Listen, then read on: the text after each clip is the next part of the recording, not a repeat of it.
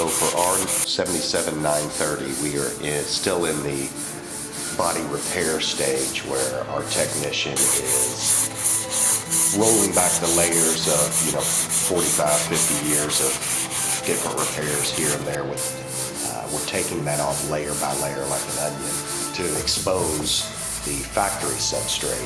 Now we do that by showing any low and high spots in the body that honestly, most of them could have been there during manufacturing, just the naked eye can't see. But we're going to that extent, then applying something very cool, a UV substrate that is just that. It's applied, it's transparent primer basically, that is dried with UV light.